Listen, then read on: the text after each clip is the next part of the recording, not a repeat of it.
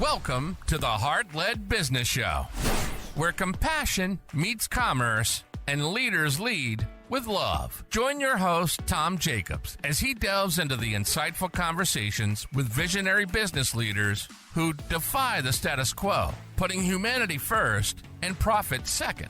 From heartfelt strategies to inspiring stories, this podcast is your compass in the world of conscious capitalism. So buckle up and let your heart guide your business journey. Today, we're diving into the dynamic world of Dr. Tracy Gapin, a true maestro in the realm of men's health and wellness. With a heart that beats for compassionate care and a business that thrives on nurturing, Doc Tracy is here to share insights on running a heart-led enterprise. So join us as we explore the joy and journey of bringing passion to profession. So let's get started. Doc Tracy, welcome to the show. Thanks, Tom. I'm really excited to be with you today. We've been working together for maybe 6 months or so, and I've been wanting to get you on the show, tell your story of the transition and all that. Of course, the first thing I always like to ask is, what's your definition of a heart-led business? Yeah, so I believe that a heart-led business is one that's based on your overarching why. What is your real purpose? What's your real mission in life? And I like to look at it really from both a business perspective and a personal perspective. And my mission for the business actually very closely aligns with my personal mission as well. And so I think that's really the key to having a sustainable business, one that really has a massive impact and one that's going to really have a higher purpose, is focusing on that big why. Oh, that's awesome. And I always ask also, how long did it take you to come up with that the personal passion needs to be connected to the business passion? Long time. Yeah, I went through so much work on, and we'll go through the journey of building the business, and it didn't really click until I finally had to step back and recognize what was the underlying personal dynamics that were really driving it all. What's my big why? What's my big mission? And how that suddenly was what really propelled me forward. And it changed everything in the business and in my personal life as well. And that moving forward, I'm taking that to the next level as well. Oh, that's awesome. Yeah, it feels so good when your own personal beliefs are aligned with what you do 8 hours a day, 10 hours a day, 15 hours a day sometimes. You see these people that just go to work and they're just like, ugh.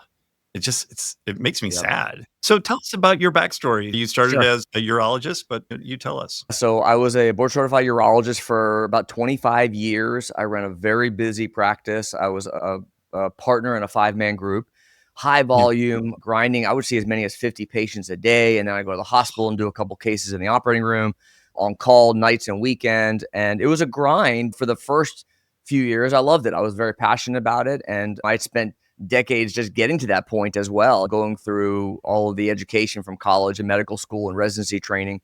And in the beginning, I loved it. I was very passionate about it. About halfway through, so this was about 14 years ago or so, I hit a wall. I hit a wall with my own health where I was stressed out, not sleeping well. I was fat. I was about 30 pounds overweight. And I didn't like who I was. I was becoming this angry old man already. And I noticed that when I would walk into the hospital, I was a different person. Like I was a true asshole. And people talk about how surgeons are assholes. I see why now, because we're just beaten down day after day and you sacrifice everything to be able to take care of your patients. And it finally hit me where I couldn't do it anymore. And my wife convinced me to finally go see a doctor. I had never been to a doctor. I'm 40 years old at this point. And I go to this primary care doctor. What's that? It's funny that a doctor hasn't seen a doctor. Oh, no, we never see it. No, we'll take care of ourselves. I'm fine. Leave me alone. Yeah. I don't have any stress. Doesn't bother me. Stress doesn't affect me. I'm fine. Right. So I go see this doctor and my lipids were terrible. And he basically told me, just lose weight and we're probably going to put you on a statin. Ugh. That was it. That was the answer. I'm like, I'm this men's health expert, in air quotes, for those of you listening, and I'm supposed to have all the answers, and I don't have the answers either. But I knew there was more to it than that. Like I knew it wasn't just I need a statin, like statin deficiency. And so for my own selfish reasons, I started getting into epigenetics, which is really the science of lifestyle medicine and how your environment, lifestyle can affect your genes. I went through the certification program. And so then, holy cow, there's this whole other world of medicine that I didn't even know about that I'm really actually excited about. That got me into functional medicine, which is really learning about root cause, underlying cause of your problems. Then it got me to regenerative medicine, learning about stem cells and peptides. That got me to hormone optimization, learning how to treat hormones the right way, which I had never learned before. That got me into wearable technology and longevity medicine. Next thing I know, Tom, I found this entire world of, I call it precision medicine, the best way to describe it, of all these different modalities that when I put them all together, it was nothing like what I had been trained in, nothing like what this doctor had recommended for me. And I realized that I was onto something here. And I finally found my passion and purpose also, which is really the whole point of the show. And so I was able to turn my own health around, and I started offering some of this stuff to my patients in my urology practice on the side. And I started building this little cash-based program. And I tell you, Tom, I was ready to quit medicine before that. I was ready to give up, move on, do something else. I didn't know what it was, but I knew that I couldn't keep doing what I was doing. I didn't love it. I lost the passion for it. But suddenly I found my purpose, and I loved it, and I enjoyed it again. And so I started building this cash-based business on the side that grew and grew for a couple of years. And men were seeing great results like I did myself. And I got to the point where I'm like, I love this, and I can't imagine doing urology another day when I'd rather just spend all my time doing this. And so I did what any wise person does, and I just jump off a cliff. Oh, jeez. I figuratively, I jumped off a cliff. I left my urology practice. I had to give my partners 1 year notice. I gave them the notice I'm leaving, and they all thought I was crazy, complete crazy. Now they're wishing they were doing what I was doing, of course, but at the time they thought I was crazy. And I started a business. I'm a doctor, but I've always felt like an entrepreneur stuck in a doctor's body. Like I was selling candy out of a locker when I was in middle school. I just love the concept of building a business. And now I realize I could take this amazing cutting edge medicine, combine it with my entrepreneurial desires and my passion, and actually transform lives and help men with men's health in a very different way. And so I built Gapin Institute. I opened my brick and mortar Gapin Institute in 2020. And we haven't looked back, and we've grown. It's been an amazing journey as we've built the business and our team. And something that I can say now, truly, I could never say before, and that is I absolutely love what I'm doing. That's music to my ears, and I'm sure it's music to yours as well. Yes. You wake up and you're just energized for the day. I have a friend here that it's going to be Monday soon. I'm like, no, it's going to be Monday soon. I'm like, wow, I get to talk to people. Yeah. And have fun. And I think that really lines up with the whole concept of a heart-centered business, where when it's a heart-centered business, you just freaking love doing it. Like it comes from your heart. It's real. It's authentic. You want to do more and more, and it's not work. It's a joy.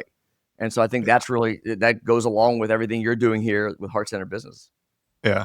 The old saying, if you love what you do, you'll never work a day in your life. That's right. Yeah. Now, there's a caveat to that. I'm sure in your business, there are certain things that you don't enjoy doing. That's just part of being an entrepreneur. For me, it's books. Like I don't like the accounting piece. Yeah. I don't enjoy that piece.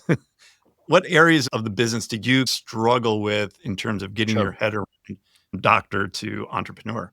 Yeah. And I've gone through a lot of business mentoring and masterminds and coaching, and I'm a strategic coach, and I've learned a lot about identifying the visionary, the integrator, and staying in your lane and finding your unique ability, not straying. And what I did for many years there, Tom, was I wasted my time, effort, energy, and money on the things that I should not be doing. And so I learned the hard way that I don't need to be doing spreadsheets. I don't need to be doing a lot of the CRM automation nonsense that I was doing, and tagging and all this other stuff that I was doing, that I thought I was being so productive. And yes, I'm doing a great job and the team loves it because I'm helping them.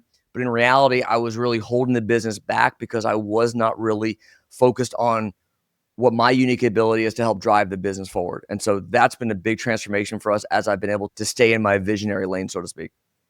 Yeah. You must have been just watching what I was just doing prior to us getting on the call, because I was just working on a spreadsheet. So there you go. That's funny. So let's go back to the transition from the practice into the Gapin Institute. You said you had to give a year's notice. What type of, other than having the private cash pay practice on the side, what other preparation did you have to do, either mentally or educationally? So I had to save money. So I knew for 8-10 years I was going to make this move eventually. And so I was putting money aside, knowing that I would need that. I secured some capital. We did a build out for the brick and mortar office, and I did secure some capital at low interest rates at that time. So that was very important as well. I put together a team, and the great book, Who Not How, it's find your who's. And so I had a great consultant who knew how to, in my situation, start a medical practice where there's a lot of other legalities and issues that had to be licenses and OSHA requirements and sharps containers and training for the medical team and different types of liability insurance and all kinds of different things beyond just the standard business setup administrative things that you think of. And so I hired a consultant for that. I hired VAs, virtual assistants, to help me with some administrative tasks at the time. But it was really the biggest thing for me was, what's the offer? What am I going to sell and how do I position it? And so marketing was a really big focus for us in the very beginning. And there was a lot of iteration around product market fit and what do men want? For me, men's health was my focus. And so what do men want? What do they need? What will they pay for? And what's my zone of genius that I can serve them? And so there was a lot of iteration around that offer as well before I ever left my practice and started the business. Yeah. Can you remember what your first offer was? It was called the Precision Performance Medicine Program. Sounds sexy, doesn't it? Wow. And it was $15K. It was a $15K year-long program at the time.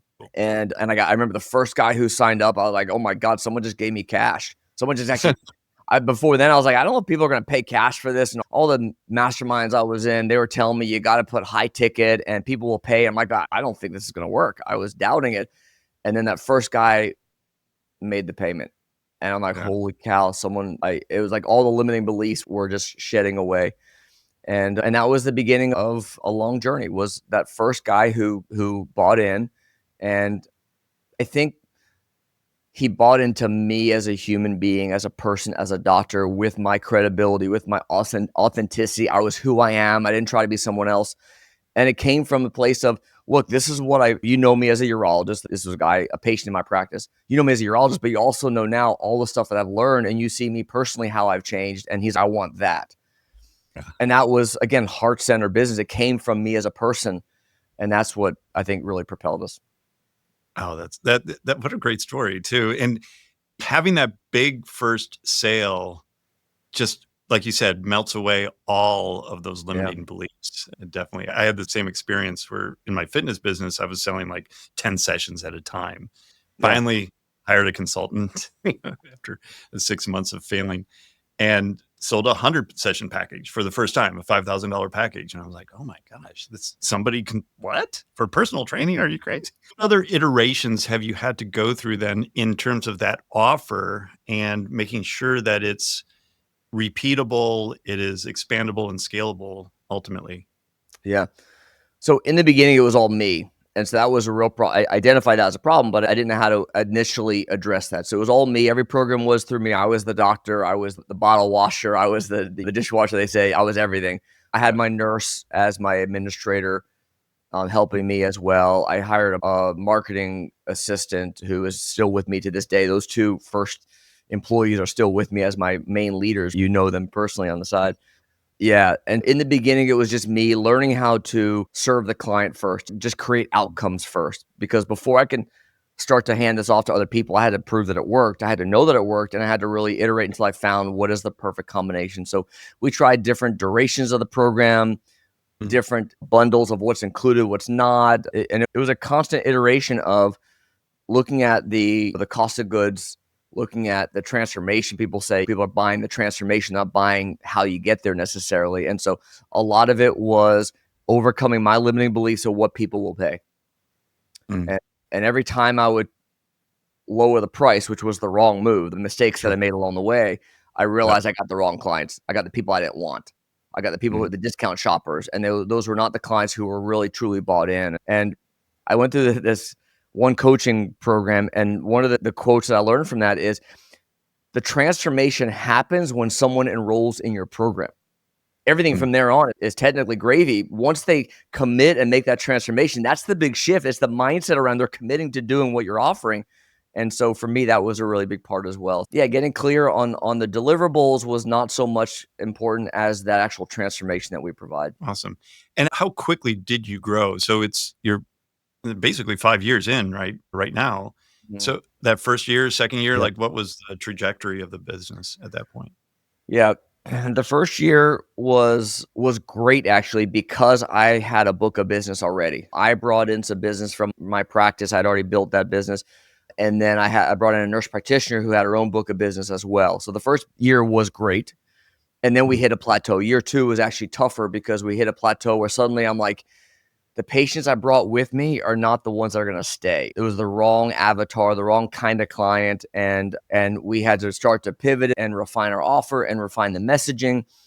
And I also had a partnership going that I terminated at the beginning of year 3 or so that was really holding us back as well, holding us back from our mission that we want to focus on. And it was year 3 that we really started to turn the corner. And we did financially, we did over 3 million in year 3. We did over 4 million year 4. And this year 5 here, we're on pace to get right around 5 million. So we've definitely turned the corner in growth over the last couple of years. Yeah. Yeah, that's amazing growth. That's 5x from when you first started. So Yeah. yeah, or just adding 1 million a year. So that's great. Not bad. Not bad. We've Yeah. also had a lot of staff, but we've also invested so much in infrastructure, invested in systems, processes, teams, so that we can now really scale. Yeah. Yeah. And so what does that scaling look like then from a functional standpoint, from like the entrepreneur standpoint? Yeah, great question. And I remember year 1, I was like, I want to scale. I want to scale. And I thought I was ready to scale. I was not freaking ready to scale. I wasn't even close. Yeah. It wasn't until year 3 or so that I started putting the systems in place, started hiring other key staff members. I hired 2 amazing PAs. I hired one who's no longer with us, bad hire, but the 2 I have now are absolutely incredible.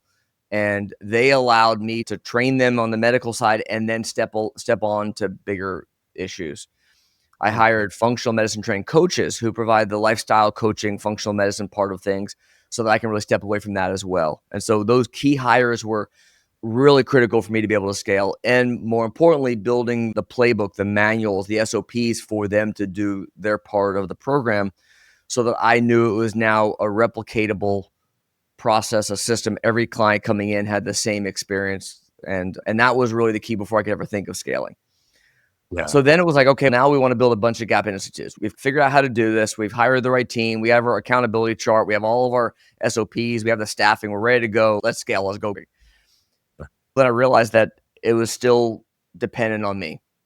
I'm still doing the sales. I'm Yep. still bringing every client in. And without me, there'd be no sales. Without me speaking, there'd be no growth. And as much as I would tell myself, as much as I lie to myself that the business was working, functioning without me completely, that wasn't true. I was still intrinsically required for the sales and the growth. And so the next phase was I had to hire a sales team. And this is where you and your team have been amazing in helping me really refine this of bringing in a sales team that had a system, a script, a process of how do we deal with incoming leads and how do we convert them along this journey and get them to actually buy. And Yeah. that sounds so simple, but that's so freaking hard to get them through this journey and get them to commit and buy the program. And so that's been a journey for us as well. That's taken a while that we've gotten to the point now where it's really starting to get dialed in. The running joke in our business is we're getting there. We're getting it because Yeah. we'll never get there. We're always getting there. That's the joke that you can always be better, right? You can always improve upon your process. Yeah. And training the sales team has been huge for us to allow me to completely step out of the sales process. So now I'm Yep. no longer providing the medical care. I'm no longer training my team. I'm no longer doing the sales, but I was still involved in some day-to-day administrative kind of building spreadsheets and doing this and that kind of stuff. And it was only really in the last 6, 9, 12 months going through strategic coach and through some mentoring to realize that I had to completely step away from any of that stuff and focus on the 20%, which is the visionary work, and double down on that to help the business grow. And so that has what's helped us to get to the point to finally answer your question of how are we going to grow and scale. And that is not through building multiple brick and mortars. because that's very capital intensive, very labor intensive, staff intensive, when in reality, what I'm really selling is a different way of approaching men's health, a different way of approaching healthcare in general. And that's really through my Peak Launch program. And so at Gapin Institute, our main offer is a 6-month Peak Launch program. And what the big scale opportunity for us is to scale that brand. And now the next step is Peak Launch MD, where I'm now creating a training, a coaching, a licensing model to get other doctors to go through the same journey that I've gone through. Because I'll tell you, Tom, there are thousands of doctors who are in the same miserable spot that I was in 12, 15 years ago. They're stuck, they're trapped, they hate their life, they hate their job, they want to get out. They hear about this whole field of longevity and precision medicine. They have no idea how to get there. And in reality, for me to have that impact that I want to have, it's not going to be through me building Gapin Institute. It's going to be through training other doctors how to provide the same service that I've been providing. And Peak Launch MD is our next big step of training other doctors to build the same business that we have. That's so great. And what a great way to multiply your knowledge and your expertise as well as through others. I'd like to go back to kind of the people in the business, the hiring process, because I talked to a lot of heart-led business owners that are kind of at your level where they have staff and they're wanting to hire staff. How do you interview to make sure that they are aligned in the purpose, the heart-led alignment that you have? Sure. In that interview process that lasts 30 minutes to an hour interview? Yeah. So great question. So the hiring process is something that we've refined along the way as well. So part of it is the questions you ask on the application to have them really give answers of why are you applying to Gapin Institute? What is it about Gapin Institute that interests you? And then I really try to look at, are their core values aligned with ours?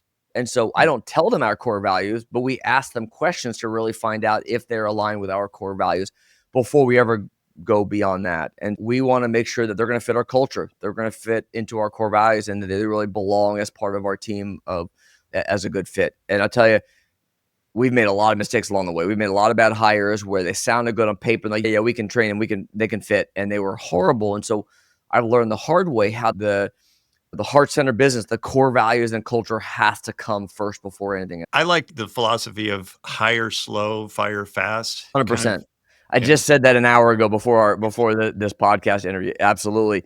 I can't agree with that enough that the hiring decision is so critical, but we've been through, just yesterday, we were with one of our employees who was the wrong fit.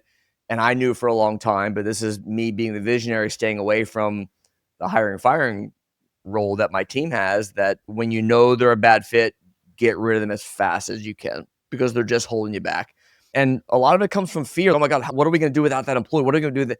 You'll be so much better. It's like addition through subtraction when you get rid of the bad apple. And so 100% agree with that statement. Yeah. Yeah. Just my own journey as well as the same type of thing. Like, especially that mindset. And I really want the listeners to hear that again too. The mindset that the person isn't the one that's driving the business. They aren't necessarily. If you get rid of a bad apple, it's going to improve the rest of the bunch. So that's why it's, because I ran into that. I had a trainer that worked for me that was okay.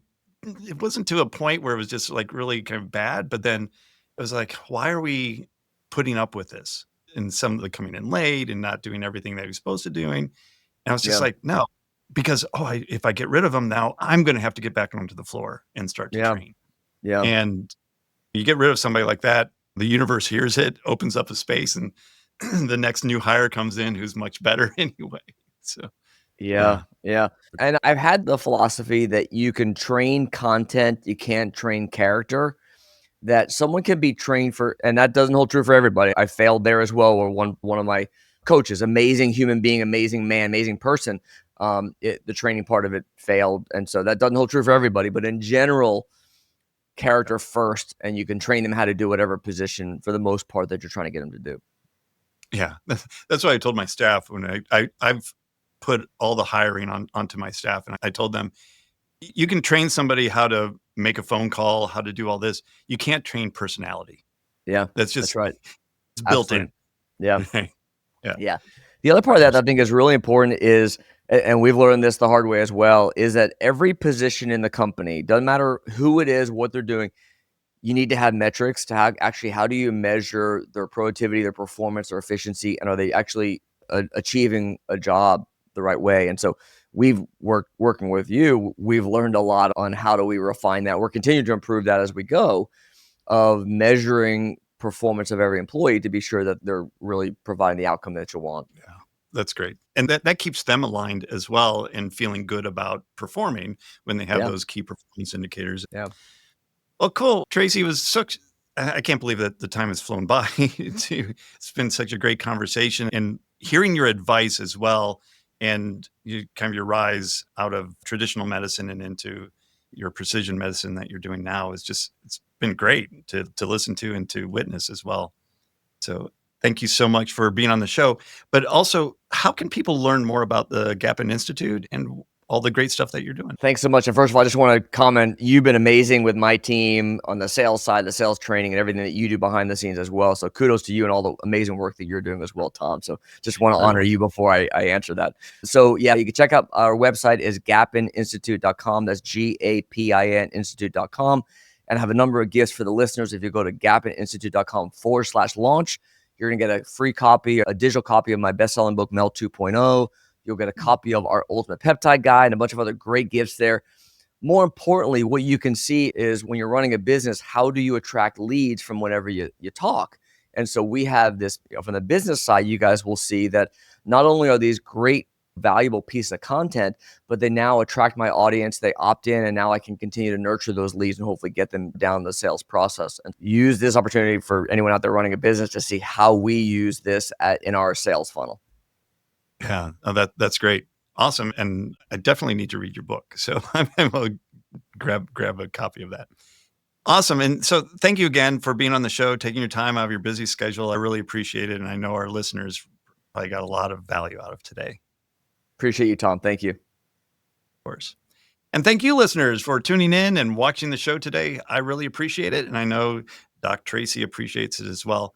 So make sure you're checking out everything that Dr. Gapin is doing, and we're going to provide all of that down into the show notes. So just go down there, click away on the links, and they'll just make it super easy for you as well. And then if you could do me just one simple favor, and that is to give the show a rating and review. So just click on that rating review, give it 5 stars, of course, if we earned that, and share the show with somebody that you know could use the advice shared on today's show. And until next time, lead with your heart. You've been listening to the Heart-Led Business Show, hosted by Tom Jacobs. Join us next time for another inspiring journey into the heart of business.